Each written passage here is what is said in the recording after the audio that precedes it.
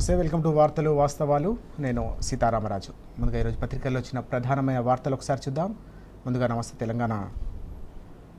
ఎరువు అడిగితే కేసులు, పండిన పంట కొనమంటే బేడీలు అంటూ ప్రధానమైన వార్త మనకు కనిపిస్తూ ఉంది. ఈరోజు ప్రజాపాలన లేక పౌర పీడన అంటూ ఈ వార్త.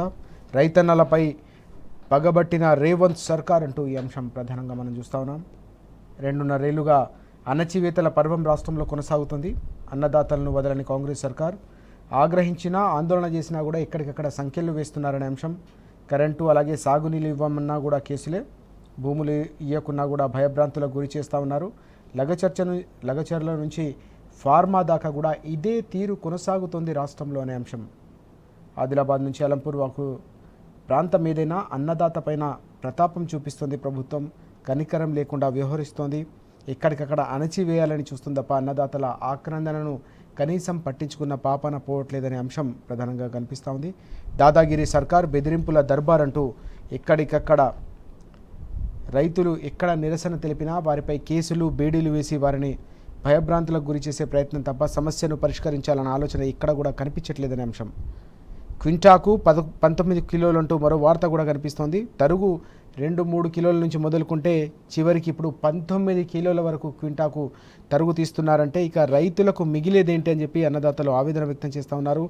తరుగు పేరిట రైస్ మిల్లర్ల దోపిడీ, ఇదేమైనా నిలదీస్తే ఉల్టా దబాయింపులు, వడ్లు దించుకోబంటూ బెదిరింపులు చేస్తూ ఉన్నారు. ఫోన్లో వీడియో తీసిన పాలమూరు రైతు అంటూ ఏకంగా 19 కిలోలు అంటే దాదాపు 20 కిలోల తరుగు తీస్తే ఇక రైతు కష్టానికి దక్కే ప్రతిఫలం ఏముంటుంది? ఇప్పటికే అన్నదాత అనేక రకాలుగా కష్టాలు పడుతూ ఉన్నాడు. ఎక్కడికక్కడ వర్షాలతో వడ్లు అలాగే ఇతర పంటలన్నీ కూడా కొనుగోలు కేంద్రాల్లో కొట్టుకుపోతున్న పరిస్థితి. చివరికి అమ్ముకుందామంటే దాన్ని 19 కిలోలు 20 కిలోల వరకు తరుగు తీస్తే ఇక పరిస్థితి ఏంటని చెప్పి దీనంగా రోధిస్తున్న పరిస్థితి కనిపిస్తూ ఉంది.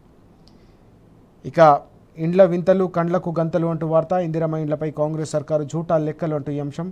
రాష్ట్రంలో 4.5 లక్షల ఇండ్లు నిర్మిస్తున్నట్టు మంత్రి బీరాలు. మంజూరైనవి 3.24 లక్షలు మాత్రమే, మొదలైనవి కేవలం 2.74 లక్షలు మాత్రమే అని చెప్పి ఈ వార్త. దీనికి నిన్న బీఆర్ఎస్ వర్కింగ్ ప్రెసిడెంట్ కేటీఆర్ గారు తీవ్రస్థాయిలో స్పందించారు. దీనిపై చేతనైతే చేతల్లో చూపెట్టు, సవాల్ చేసి పారిపోవడం మంత్రి పొంగులేటికి అలవాటే అంటూ ఆయన ధ్వజమెత్తారు. బాంబులు వేస్తానని, పేలుస్తానని తుస్సుమనిపించిన తుపేల్ మినిస్టర్. హైదరాబాద్లో పేదల కోసం 1,00,000 ఇల్లు కట్టింది మేమే, ఆత్మగౌరవ గృహాలు కట్టిన ఆత్మగౌరవ పార్టీ బీఆర్ఎస్ అంటూ స్పష్టం చేశారు. డబుల్ బెడ్రూమ్ ఇల్లు 7 ఇందిరమ్మ ఇళ్లతో సమానమని పేర్కొన్నారు. 2.5 ఏళ్లలో కట్టిన ఇళ్ల లెక్కలపై శ్వేతపత్రం ఇవ్వాలి. ఎక్స్ వేదికగా BRS working president KTR fire అంటూ ఈ వార్త మనకు కనిపిస్తూ ఉంది. దమ్ముంటే 20 లక్షల ఇండ్లు కట్టినాకనే ఓట్లు అడుగు అంటూ ఆయన సవాల్ చేశారు.